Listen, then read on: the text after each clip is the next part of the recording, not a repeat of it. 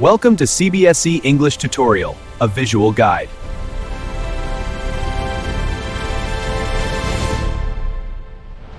Hey everyone! So if you're gearing up for your CBSE Class 12 English exams, you know Aunt Jennifer's Tigers is bound to pop up.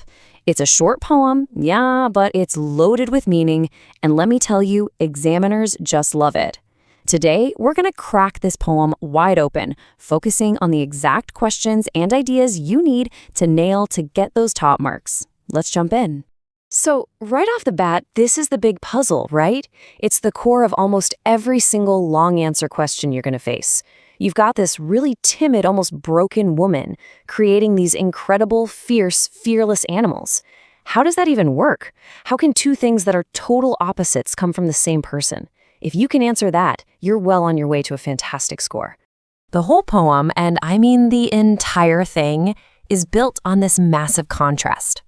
On one side, you have the creator, Aunt Jennifer.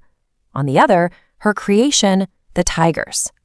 Once you really get the difference between these two, you've basically unlocked the main theme of the poem.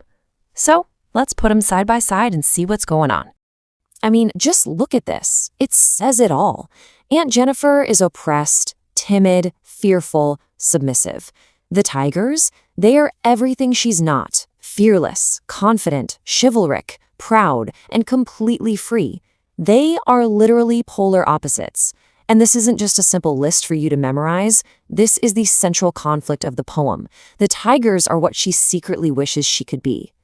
Okay, so we're saying Aunt Jennifer is oppressed, but how do we know for sure? Where's the proof? Well, the poem gives us some really specific, powerful clues. Let's dig into the first piece of evidence that really paints a picture of her life. And there it is.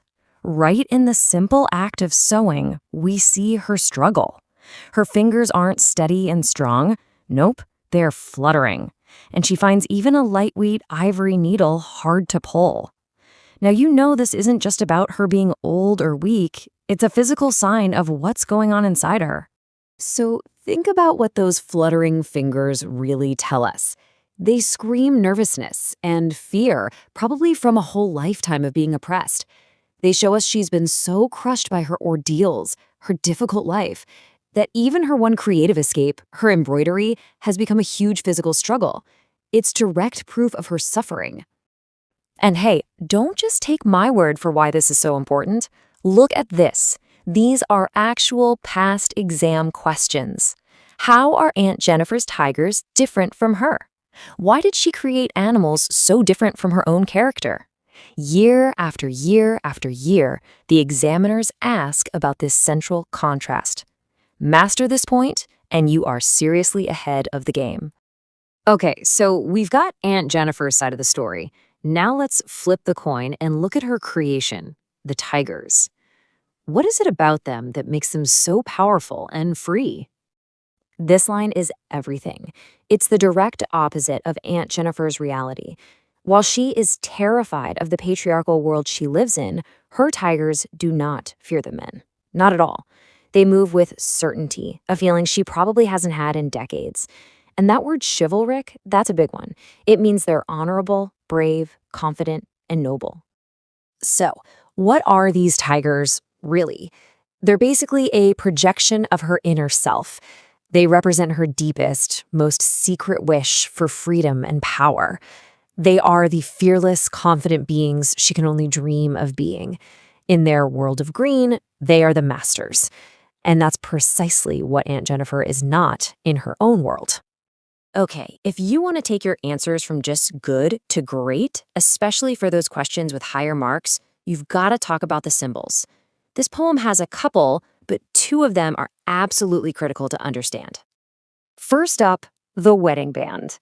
Now listen, this is not a symbol of love in this poem. Not even close. The poem calls it a massive weight. It represents the heavy, crushing burden of her marriage, all the expectations, and the male dominance that has just flattened her spirit. It's literally the thing that's imprisoning her. So what about her embroidery? Well, this is her escape hatch. Her art is the only place in her life where she has any control. It's the only way she can let out those deep desires for freedom. You can almost think of it as her silent revolt. She can't shout or fight back in her real life, but she can stitch her rebellion right into this panel. All right, now here is a golden nugget for you, taken right from the kind of stuff examiners look for. If you want a perfect way to phrase this main idea in your answer, just use this sentence. The qualities which Ant wanted in herself were portrayed through the tigers. It's short, it's spot on, and it immediately tells the examiner that you get the deep psychology of this poem. And that brings us to the poem's absolutely devastating ending, which holds the final, most powerful irony. This is another hot topic for exams, so let's make sure we've got this crystal clear. These last lines are just, wow, so haunting. Just think about what they're saying. Even when she's dead, her hands are still terrified, still ringed with ordeals. She never escapes. Her struggle follows her to the grave. But her tigers?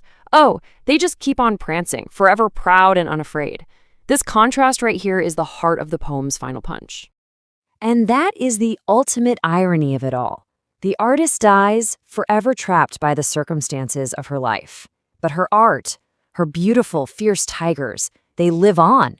They're immortal. They embody the freedom that she herself could never, ever achieve. Her personal fight is over, but her creation, her dream of freedom, is permanent.